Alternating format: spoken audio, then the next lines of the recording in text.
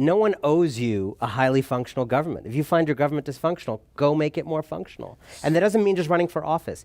There's a, I quote this woman at the book, Chiara Cordelli, is a political philosopher at the University of Chicago, and she says, you gotta create the conditions, work to create the conditions where we can solve problems publicly again. That means training people to run for office. That means working to get the money out of politics. That means building movements. I always say to people, you're not really in a movement with people if you haven't barbecued with them, right? We have a lot of simulation of citizenship in our time. Our phones make us think we're citizens. We're not actually connected to any of those people. We're liking and poking and sharing and commenting. We're not in a movement with those people. The people in the civil rights movement, the people in the women's suffrage movement, they actually knew each other. They were friends for a really long time. When they took risks, they actually were able to take those risks because they knew each other and trusted each other and had bonds. We don't really have that anymore. We don't have movements. Young people participate in a conversation about things, but don't form durable movements that can scare the hell out of elected officials.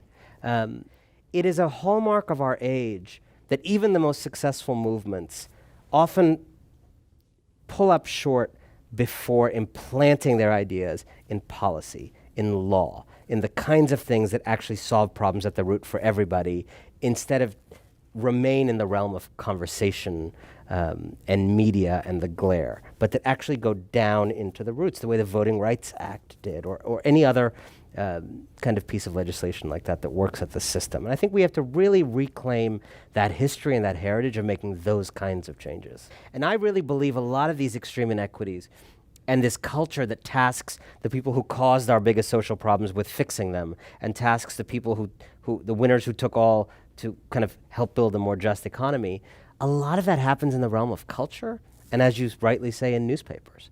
A lot of it happens because of a casual sense that a Mark Zuckerberg is a world changer, because of these Fast Company magazine covers that venerate entrepreneurs instead of asking about their tax strategies, that run stories about Johnny Ive changing Apple instead of running a story about why De Anza Community College, which is right next to Apple, is so starved for funds, even though it's within the shadow of one of the most valuable companies on earth that has $285 billion offshore, and where Apple executives send their kids to go swimming, right?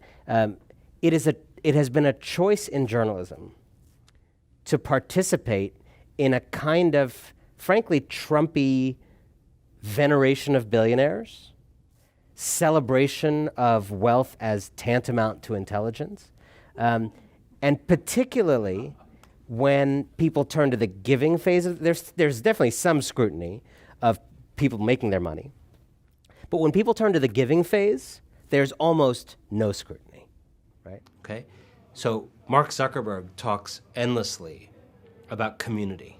Community, community, community. You know what's a really good kind of community? Democracy. One that he has undermined in Britain and the United States through data abuse, through allowing the Russians to commit cyber war in an American election, doing nothing about it because he didn't want his company's growth to be checked or regulated. Mark Zuckerberg doesn't belong on the cover of magazines. He belongs behind bars, in my view. I don't understand how many people from my neighborhood in Brooklyn are in jail for smoking marijuana, and Mark Zuckerberg, for selling out an entire American election, is still running a big company. I'm confused by it. If anybody understands this, like, text me. And the language of changing the world that he has used, of community that he has used, is the lubricant of his immunity. It is what he does to actually undermine the value. That's what's so devilish about this. You use the idea of community to undermine community. You use the idea of solidarity to undermine solidarity.